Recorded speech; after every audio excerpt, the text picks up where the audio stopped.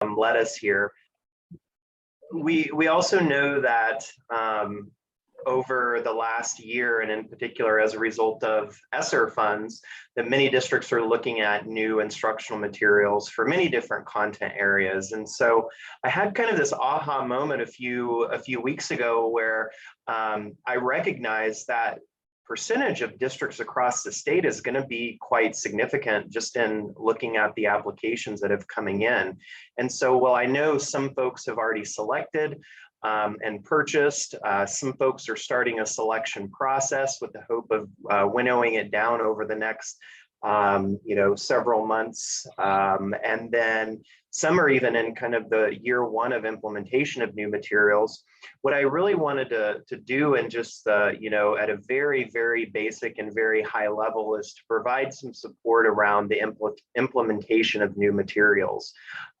So for those of you that have either purchased, you might be making plans for them arriving this summer, and even thinking about how do we unpack these, how do we get these to teachers, and then what's the associated professional learning that we'll want to do. That's our hope. Today is really just a starting point for the conversation around supports for implementation. We'll also provide just some additional resources towards the end of the time today. But again, just really want to start the conversation around supports for implementation. And I might say, while some of the resources that the NDE has built are around literacy, mathematics, science, and social studies, the resources that we're going to be sharing today and some of the thought processes would be applicable across all content areas. So even if you've got new PE materials coming in, this would still be an opportunity for you to think about how do we begin implementing new instructional materials across any content area. I am very thankful for our friends and partners with Instruction Partners. They've been with us across many projects over the last almost year and a half. And so we knew that they've got some expertise and resources that we could leverage as well. So again, thanks for everyone and your time. We will record this. We'll make sure you have it after, and then we will repeat the session again on Thursday at the same time. So I'm going to flip it over to Nancy, I think. Yes, thanks so much, Corey. So we're going to get started. And I'm actually going to be sort of the driver, logistics person here, checking chat along with a couple of my other colleagues. Michael Kuhn is actually going to facilitate this session. And so we're going to get started, do some brief introductions, and hope that you'll enjoy this hour and that it will be helpful as you think about implementing new high quality instructional materials. Okay, Michael. All right. So like Nancy said, I am Michael Kuhn, and excited to be here with you. So we're going to spend a little bit of time in an introduction, and the majority of this time, we're going to be diving into your key actions from the Nebraska Resource Collaborative. And we're going to focus in on key actions 2.2, 2.3, and 2.5. So key action 2 is all around implementation and planning for implementation. And we zoomed in even closer because we have an hour. And so we wanted to make sure to use the time well. So we'll be diving into those 3 key actions really around understanding design and demands of your materials, continuing to think about professional learning, and then just a little bit of time on assessment.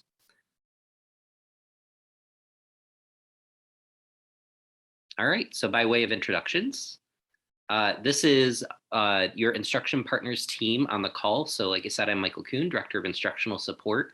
With us, we have Judy Dunmeyer, who is a math content lead, Karen Greenhouse, who's a math content lead, and you already had a chance to meet Nancy Hopkins-Evans, who's our Senior Director of State Partnerships. All right, so we want to give you just a moment to go ahead and change your Zoom title. And so in order to change that, click on participants, then near your name on the participant list, click on that little ellipses, and then, or ellipsis, it's not plural, and then click on rename and update your Zoom title. And Judy put directions in the chat. So just give you a couple of moments to do that.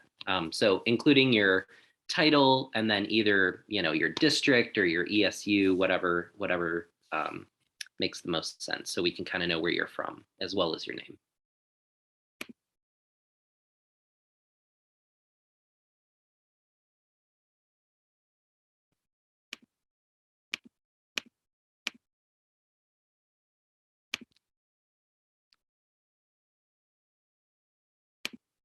All right. I do want to keep us moving. So while you're doing that, I'll review our objectives. 4 main objectives for today is first is understanding the importance of studying materials and be introduced to supporting resources. You're going to notice that resources graphic at the top left of the picture. Anytime that graphic comes up, it means that we'll be putting in the chat an associated resource that will be you'll see a link for in your note taker document, which you will also have a note catcher that will support you for this time. That note catcher, has that been put in the chat yet? Yes. Okay. Judy put it in the chat. Awesome. So just when you have a moment, go ahead and feel free to click on that. There will be a few moments in this webinar where we will stop and jot, just kind of a space for you to reflect. And so that will be important. And when you click on it, hopefully our technology, the gods of technology are in our favor, and it will auto force a copy for you. So you'll have your own individual copy that you can type in. Okay, so importance of studying materials and be introduced to those resources. Additionally, you'll explore professional learning needs in connection with your materials and consider your current assessment system in light of assessments provided by the new curriculum. And finally, you'll be poised to lead decision-making to inform and solidify the implementation process. Okay, so here we go. Here's your first kind of place to think of it. So we're excited about our new materials, our high quality instructional materials. We've got them purchased, we have our licenses, and we've already identified who's gonna be implementing these materials. So let's think, if nothing happens, if we don't do anything between now and August and September when we start implementing the materials, what might be some consequences? So I'd just love for you to share your thoughts in the chat. We'll take just about a minute or two to let you type.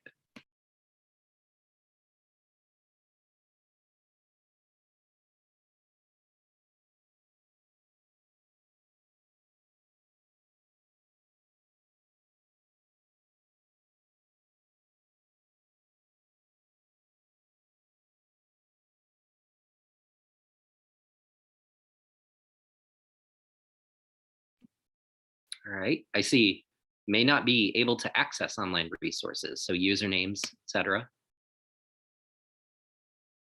Some implementation or thinking about some fidelity issues. Yep. Shrink wrapped books, binders, resources in a storage closet. Inconsistencies in implementation. No guaranteed and viable curriculum. Yep, I will make up and use my own materials. Absolutely. Definitely that becoming familiar with materials is huge. Thanks for that, Sherry.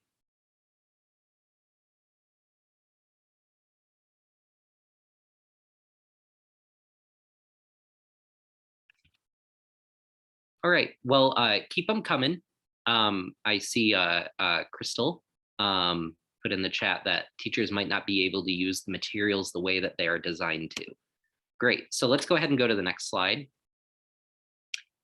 And I think if we put a lot of your comments and thoughts together, you might see them in these 5 kind of pitfalls. So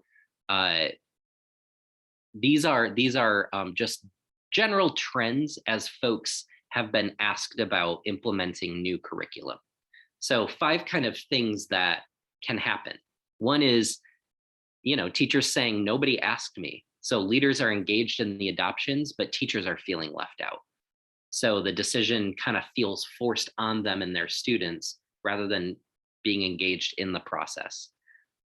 Really big one, you're telling me to do different things. So teachers are on board, but leaders haven't necessarily been engaged in the process in learning the materials. So, during a either formal or informal observation, they might get a note that says you need to be doing this, and then a note that says you need to be doing this exact opposite thing, from just different folks who might not have been part of the process. So making sure that leadership is on the same page. I feel like a robot. I saw fidelity come up a lot. So sure, we talk fidelity, but what does that mean in terms of then meeting students' needs, where students struggle, and not sure how to navigate that if we don't have a chance to really get familiar with the materials before, and we're being told just fidelity, teach it as is, then sometimes we can feel like a robot, like we can't meet the needs of our students. I use it as a resource. So again, kind of same thing, except it's more, I kind of open it when I find an activity I like, and that's it. So there's no large plan around what do we mean when we say we're doing this curriculum.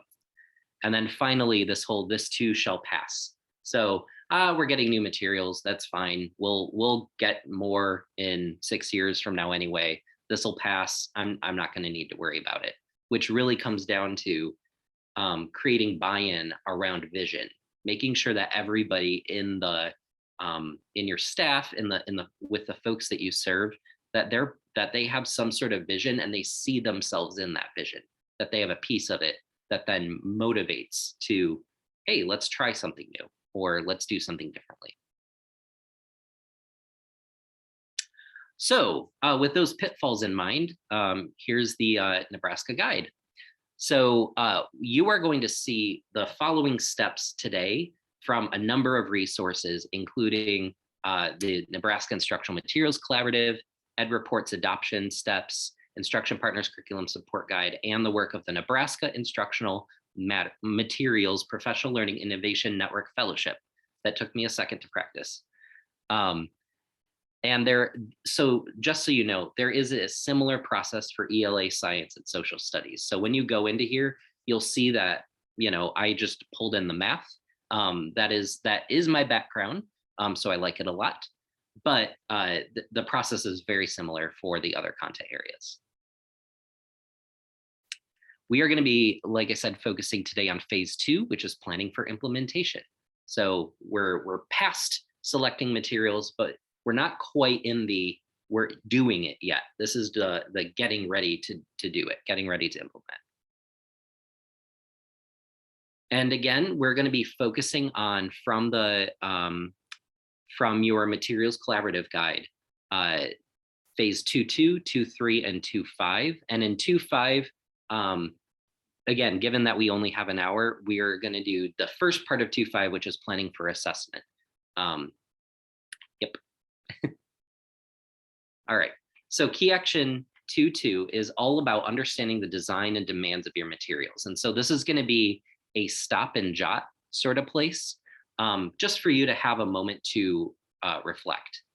What are the core beliefs about students? And as you're thinking about new materials, if you have new materials already adopted, already coming in, what will those materials play in terms of your beliefs in supporting math instruction? How do you anticipate these core beliefs may be challenged? So for instance, if we were using materials that are a little bit more I do, you do, we do, in terms of I'm going to model some problems, and then students are going to copy what I do, and then they're going to have a chance to do it on their own. That's different than we are going to give students a task. We're going to ask them to think about it, and I, as the teacher, am going to facilitate. That's going to challenge my beliefs in some way. So what are those beliefs? How might they be challenged? I want to give you a moment to stop and jot, either in your notes catcher. Feel free to share as well in the chat if you'd like to lift up some thoughts for the good of the group. And probably about a minute here.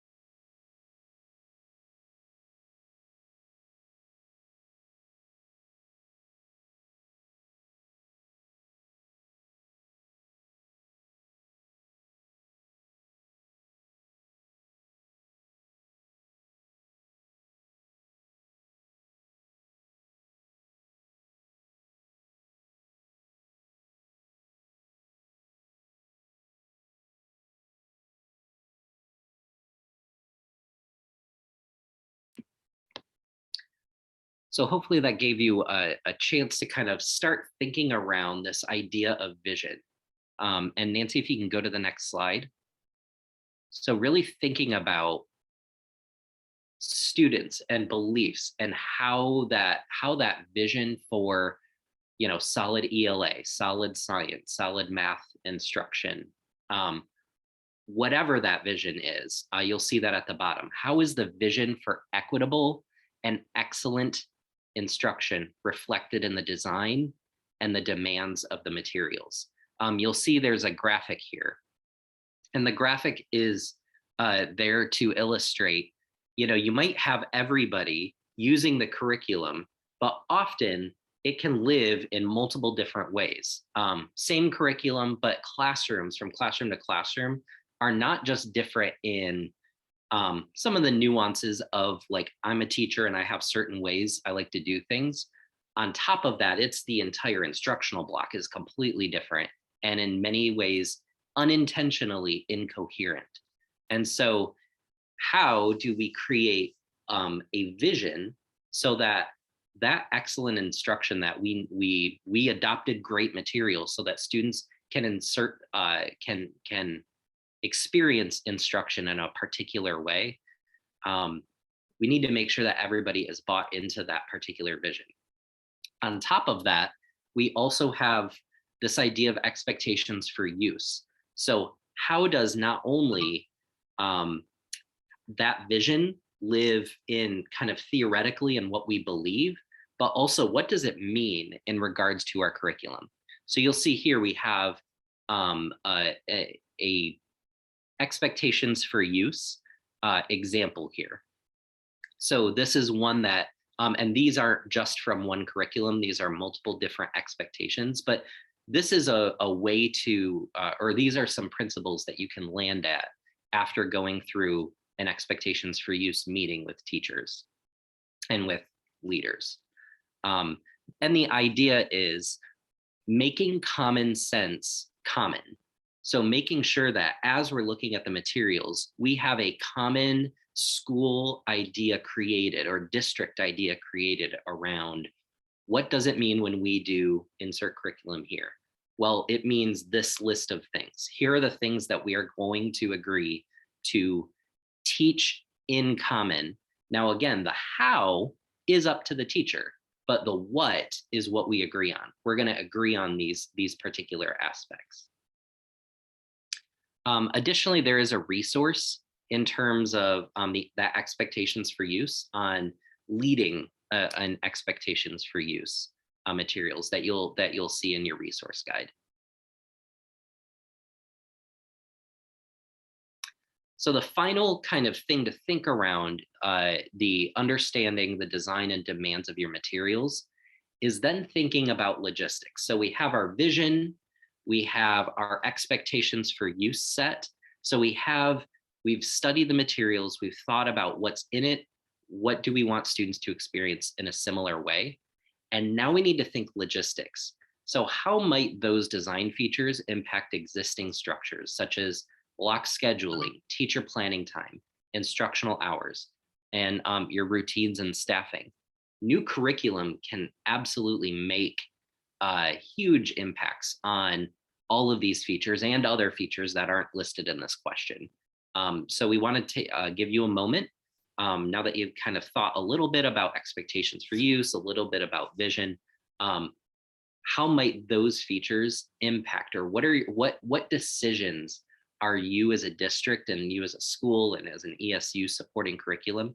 What are those decisions that folks are going to need to make, so that the actual logistics don't get in the way of implementing the curriculum? I want to give you about a minute to think, stop, and jot. Again, if you have thoughts that you'd like to share in the chat, definitely welcome them.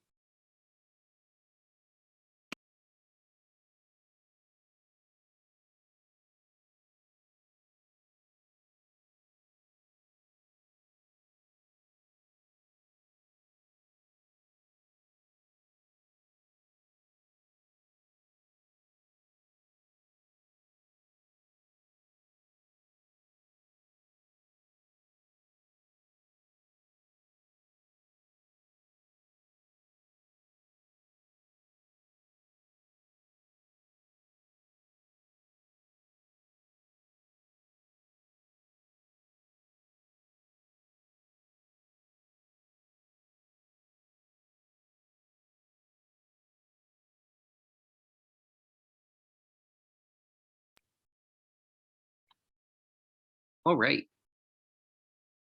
I am not seeing so much in the chat, but that is fine. I am hoping that is a uh, result of deep thinking and jotting. And I know this is going pretty fast. It is a lot of content really quick, but definitely would love to hear your voice as well as we move forward. And just feel free to use the chat as well. I know we have a few folks from Instruction Partners, as well as Corey, who's monitoring, that would be happy to interact with you on the chat. If you have specific questions, as you're looking at resources, feel free to use the chat casually in that way. I see a message from Corey. Could we speak to what we've seen regarding common planning time? So what, can I ask a little bit more specifically, Corey, what are you meaning about that? He can't come off of mute. Oh, well, I have no idea why this is the case. you know, technology always never ceases to amaze us. Let me see if I can get him off mute.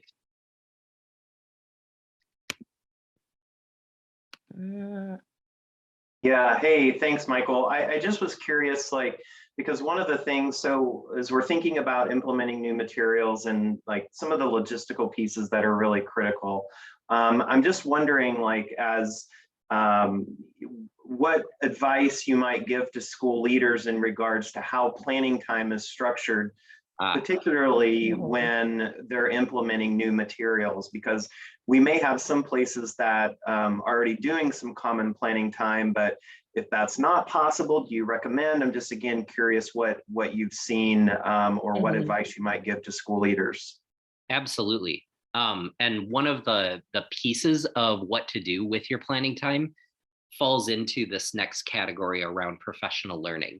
And really the goal of common planning time, there are lots of different ways to do it, and it really does depend in some ways on your structure.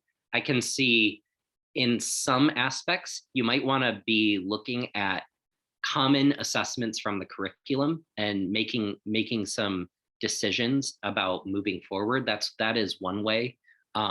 The way that I really love to support common planning time, I've had the opportunity to do this with a few districts, and the idea is that whole, and I don't remember who put it in the chat, but that whole idea around teachers needing to become more familiar with the materials. It's not something that can just happen in a big training in the summer and now everybody's familiar, right? Learning is cyclical, not linear.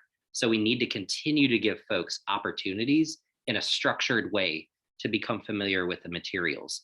So I would imagine the planning, the common planning time would follow either a unit study structure where we're looking at upcoming units and really unpacking them so that we're familiar with what's coming up.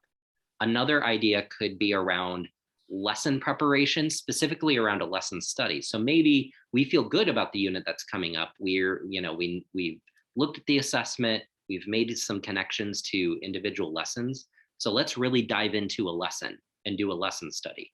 And that's where you take one lesson, you take a couple of weeks to unpack that one lesson, you make some decisions together as a group around what's most important, maybe even around some instructional strategies.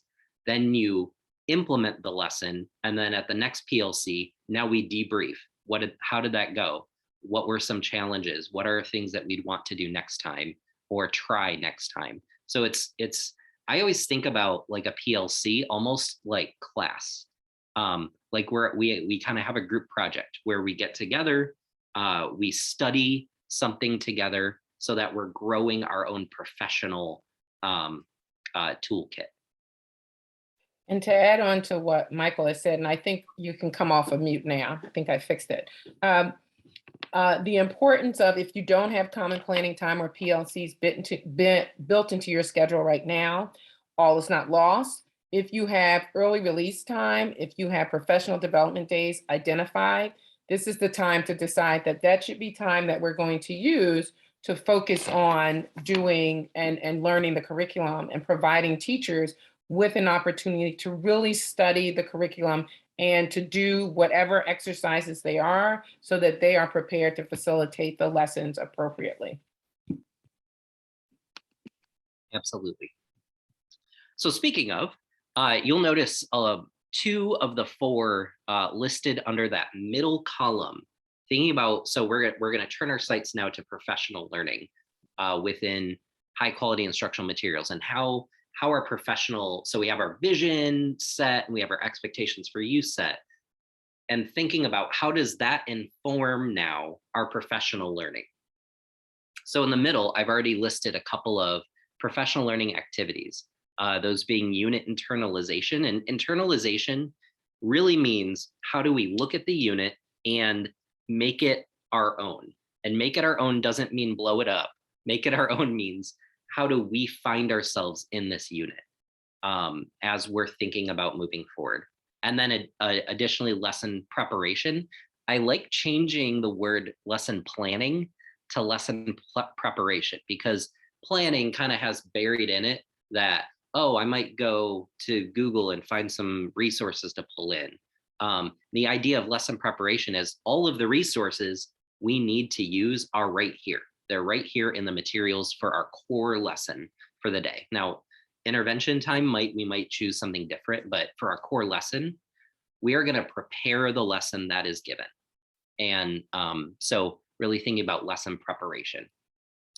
Other things, I already talked about like some assessments, so student work analysis, where you're looking at, and it doesn't have to be assessments, it could be just some release time, some independent work time that is built in, but a way to take that and kind of look at, are students using these new representations that maybe come with our instructional materials, or are students, what is their work looking like? What is their output looking like? And then how does that inform our whole PLC in terms of what we would do next?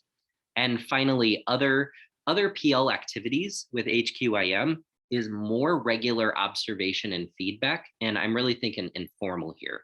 So whether it's a coach, a teacher leader, a building leader, just someone able to come in during a moment of instruction to be able to, give maybe a quick glow and a grow.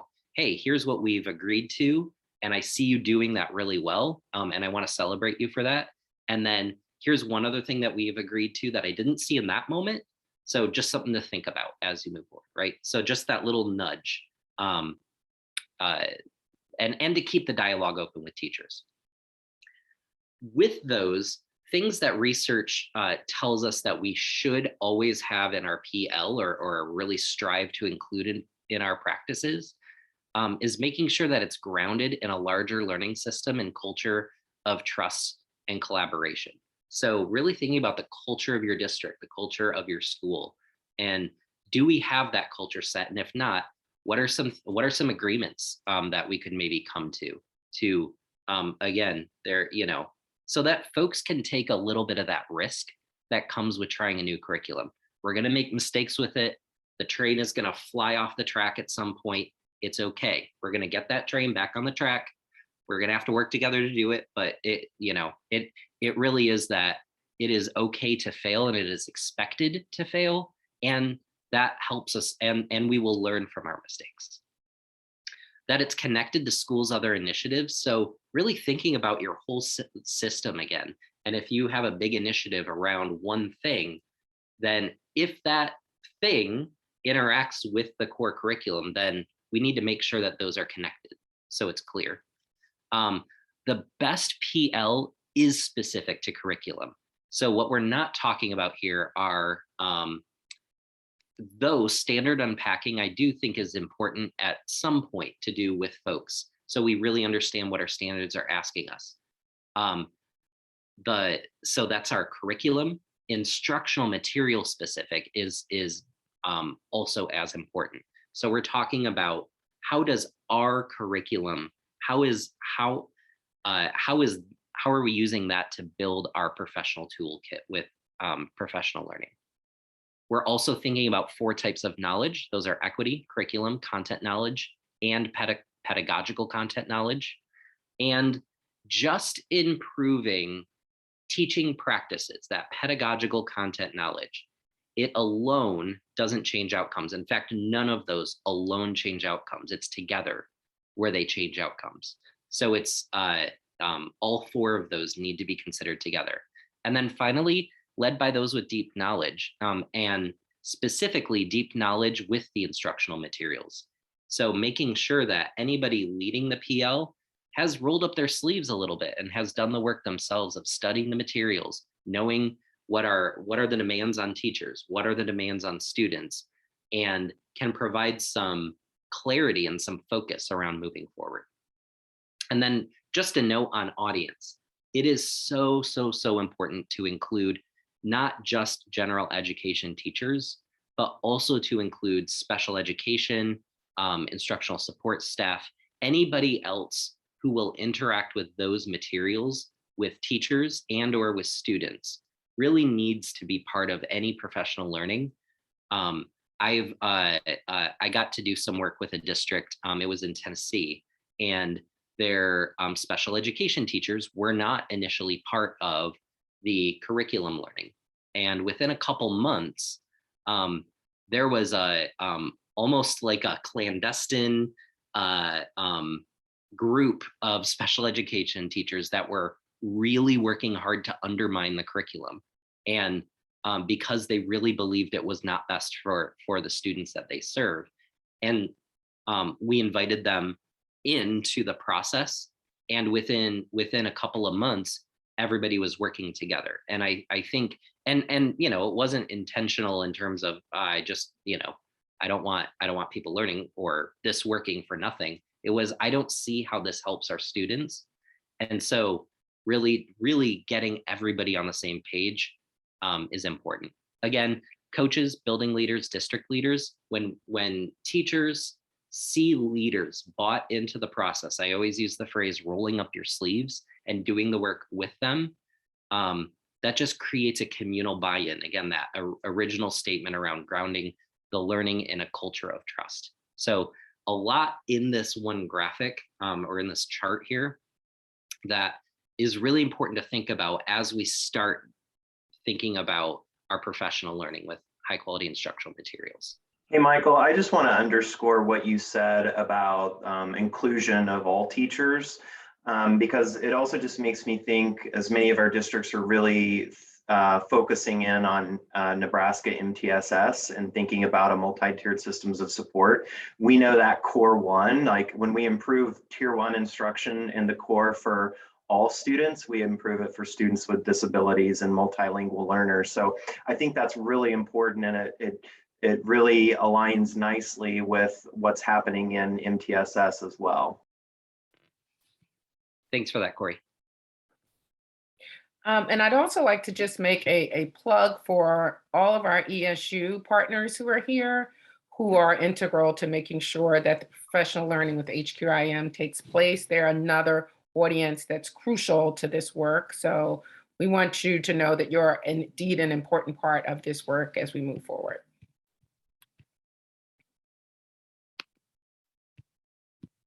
All right, so here's another stop and jot note. I just spit, I don't know how many words, a lot of words at you. And so I want to give you a chance to stop and process. So thinking about the professional learning, who owns the professional learning plan? And or what group owns that plan? Who will be communicating that plan, and how will it be communicated? Additionally, what professional learning materials and supports, including publisher resources, will be identified? One thing, as I've worked with lots of different districts, the publisher trainings often are really great in terms of how do I get my teachers logged in? What is the general instructional model that is followed in the materials? What are, how do I, there's a secret way to click on this button and click on this button, and then that shows you something really cool on your assessments. All of that is great. It ends up usually not being enough in terms of being able to then say, okay, we're ready to implement, we're ready to go. there's more that districts need to build in. So really thinking about, on top of what the publisher will offer, what other materials and supports will be identified. And then finally, how will district and building leaders be involved with professional learning? That is always going to be a huge support, whether leading it or engaging in it. So give you a few moments, about a minute, to stop and jot, and we'll be back.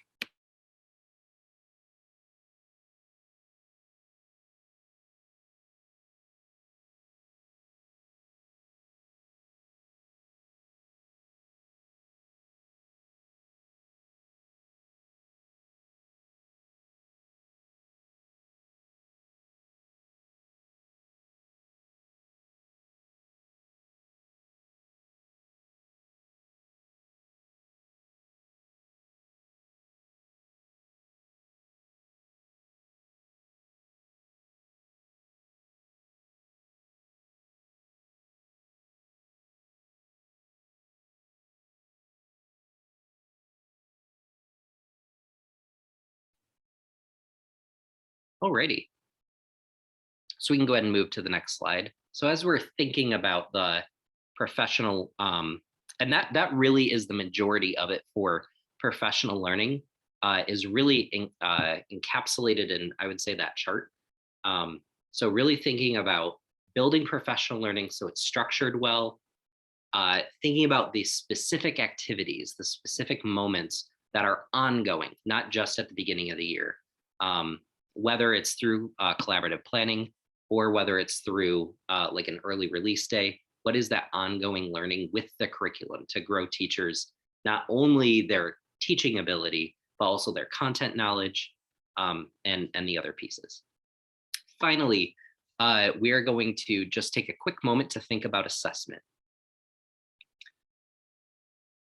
So I like this chart because I think it brings some of those vision pieces, the theoretical pieces, into some specific actions. So one thing I hear a lot, learning needs cannot be identified by a single test, right? Learning isn't this linear thing where you take it, take a test. If you know it, great. If not, well, guess you didn't learn it, and then that's that. I think we generally believe that. So then we will bring multiple perspectives and data sources rather than rely on universal screeners. One thing that's really nice in your curriculum materials, your instructional materials, is if we can agree on assessment, then we might be able to get really focused on which moments across the year are we really particularly going to look for some areas to then inform our systems around what students need moving forward. If you believe assessments that are closest to kids and most actionable for teachers will best support students' learning, then we're going to prioritize those instructional materials embedded assessments, whether they're diagnostic ones. I know some assessments or some instructional materials have embedded diagnostic assessments. Most have some sort of formative assessment and definitely summative assessments. If we prioritize those, which are exactly aligned to what students are learning in the moment, then those are going to be most actionable for teachers in terms of what's coming up next. If you believe diagnosing students' needs should be ongoing and should be rooted in the just-in-time supports needed to access that current grade level material, then you will utilize unit level diagnostic assessments to determine those supports rather than, again, a universal screener that might, give us some good information, but it's not as important in this moment in time. So I want to give a for instance on that one. And so let's say we are teaching this year 3rd grade math, and we are about to approach our unit where we're first gonna learn multiplication, one of the big hallmarks in 3rd grade mathematics. And so the best moment to intervene, the best moments to address unfinished learning with students is when it is connected to what they're learning in core instruction. And that's what we mean by just-in-time supports. And specifically, it could be across the unit, but really in this lesson today. So I'm going to look at this lesson today. What do students need, or what supports do I need to plan for today so that students can access the content today? It is typical to want to kind of fix everything, right? To say, oh, well, addition and subtraction, all of these different ideas around addition and subtraction are really going to be important. And yes, those are important, but which pieces of that are most important for this lesson today is a constant question to keep asking, so that we're not trying to do, okay, well, we're core lesson, we're going to be doing some learning about multiplication, and then, oh yeah, we struggled with shapes back in first grade, and so we're going to do some first grade geometry, and at the same time. That tends to not be as effective. It's not as sticky for students because it's not connected to the big learning that they have. The more we can connect additional supports to that big learning, and if that support can be connected to what they are learning, so it helps them access that knowledge that day, that is the best case scenario for students to catch up. And then finally, if you believe instructional time should be prioritized, then we're going to limit the amount of time we dedicate to administering assessments and reduce the number of assessments where possible. So I like this chart a lot because there is this belief, but then action to really start kind of pushing our systems and really thinking about, all right, we've adopted these new materials. We know that they are highly aligned. We know that, and I always think when I look at, some really great materials that are out there, like these are people that have more time than I do, that can put together a structure around how students learn. And so there's some level of trust I have to give to that structure. And then on top of that, thinking about assessments, then those assessments are really well created too. So what in those assessments are going to give us the information we need to make decisions, rather than thinking about everything else we might also traditionally include. So some high impact strategies. So that was kind of the theory. Here are some high impact strategies. And again, you'll see the resource graphic there. So there's a resource attached to this. First is prioritize those instructional minutes. Reset on this best practice and make sure that in your schedules, in those logistics, we're really prioritizing instructional time rather than lots of assessment opportunities. Prioritize analysis over additional assessments.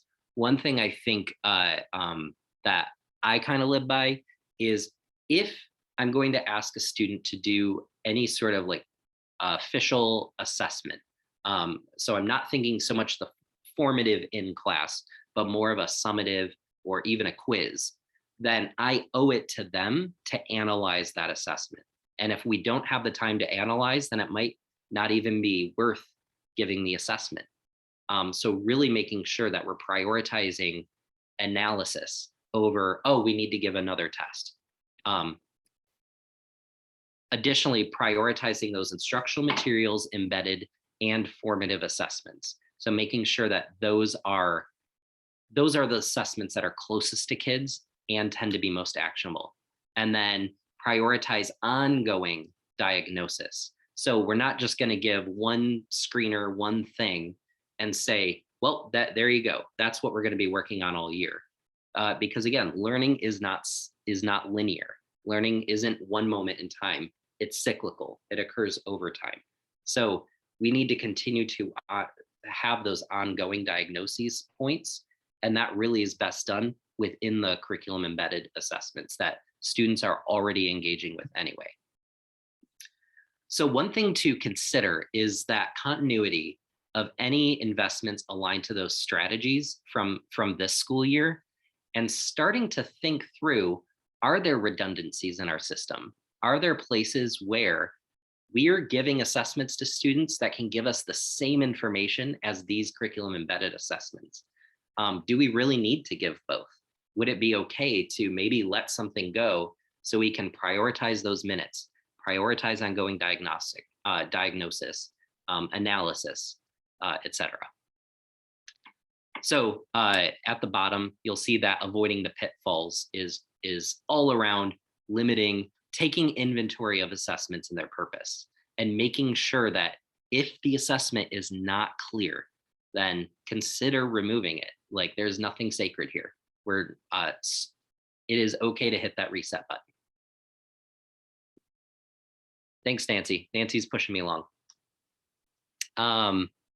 All right, so just kind of our big reflection for our time together today.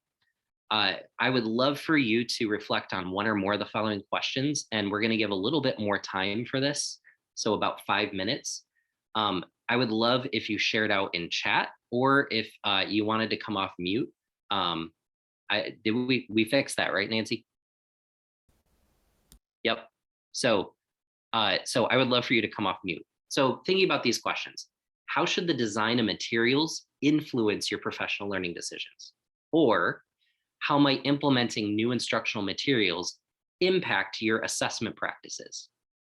Or just in general, what are some processes you are starting to reconsider?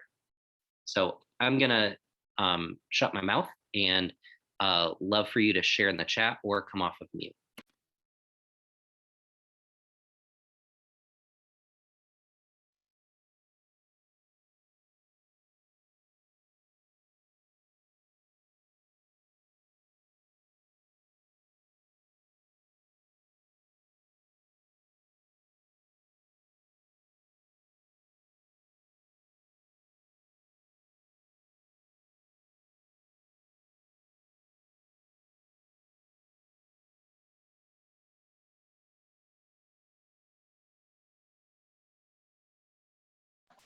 Hey, Michael, I know you're asking folks to reflect, but I just maybe I'm sitting here thinking about, like, okay, if I were to simplify some of what we talked about today, and I know we're going to talk about some additional resources, but early on we put in the guidance that we have on the Nebraska Instructional Materials Collaborative. I just want to note to folks that there are additional resources and links in there, similar to the curriculum support guide from Instruction Partners. And I just put in, because I think it's a really great tangible resource around the scheduling scenarios, because I think some of those pieces are where folks are really wrestling with, like, what do I do if the material, they're built for a block, but I'm not teaching on a block. So I just want to point out, like, if you're kind of, beginning to think a little bit more about where do I even start? Because we just really dug in on a couple of key actions. I think starting with the guidance on the Instructional Materials Collaborative, leveraging also the curriculum support guide, because there's some really powerful tools and templates in there as well. So I just was trying to think about, like, in the most simplified version in my own head, it's like, where do we start? Because I think even that first question that was in the note catcher around, like, who's communicated, who's been a part of this, has the selection been finalized? Some of those pieces we just didn't have time for as well. Yeah. I think and thanks for chiming in, Corey. I think an important part of us realizing that we didn't have a lot of time to do this was that note catcher. It's key. So if you capture things and you can start and say, oh, this one I really need to work on, and then these are additional set of resources you could go to dig a little deeper. But I think just having some time to say, oh, wow, that's a question I haven't even considered, but having some place to put that so that you can go back to it later and see what you could do next, and then reach out to some of your colleagues for more support.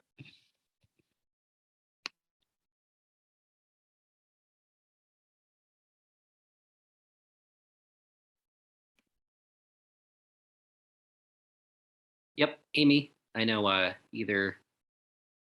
probably Judy will be on that one. Yeah, she'll share the note catcher.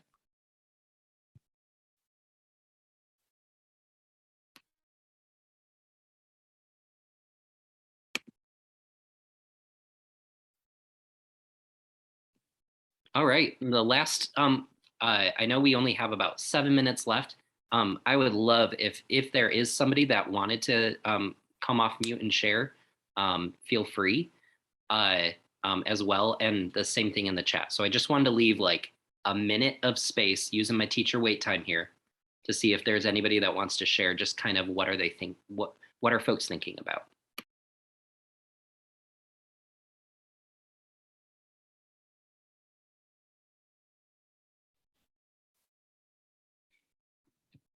My name is Sherry Ayler, and I'm from Sydney Public Schools. One of the things that I've been thinking about, through this and having more supports through just even more information from NDE on the high quality instructional materials is, or even the things that have been shared today, it's nice to hand those to teachers or a curriculum selection committee so that they know that they are deliberately and intentionally being thought of and that their input it's not only vital. I mean, in our district, their decision is what we go with, but that they also have supports when things aren't working so well. And sometimes they aren't working so well because it's just a lot to take in and it's change. And, even back to okay, now I have new materials and I don't have the old assessments that I had.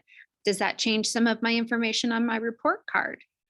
I ironically was looking at an email as we were sitting here from a kindergarten teacher on kindergarten assessment and how they all have to be administered one-on-one. And there's mid-unit and end of unit. And how do we do that better? We're losing instructional time. So it was all the things that you just said. But I think also that they know that there are other resources, not just one person, or it also doesn't mean that the program's bad. When you have those natural things that you need to plan for that are different from your old program, but also giving teachers the ability to take initiatives to select the very best. No, you don't have to do it all. If you're giving assessments just to assess, but you're not taking the time to use the information, or you feel like you already knew that from your daily instruction in your formative assessment, then know that that you can take something out. I think those were all very thoughtful, and these are good resources to share with teachers.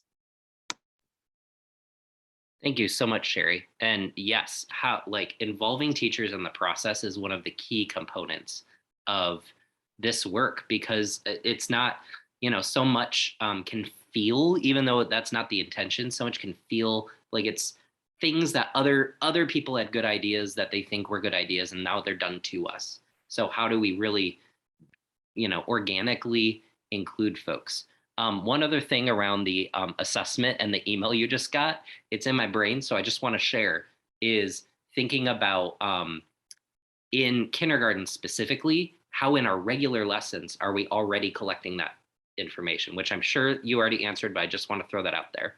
All right, so you have some resources. In the last little bit, we would love your feedback. We as an organization constantly, we believe in know better, do better. And so we would love to hear your feedback from this webinar. You can either click on the link that's going to be put into the, Judy has that put in the chat, as well as if you hold up your phone to your screen, that code will come right up on your camera. Like if you go to a restaurant and they don't have menus anymore or whatever. Same idea. But please be honest and be direct and give us feedback about how we can better meet your needs and what did meet your needs. And with that, we'll say thank you so much for your participation today, and have a great rest of your week.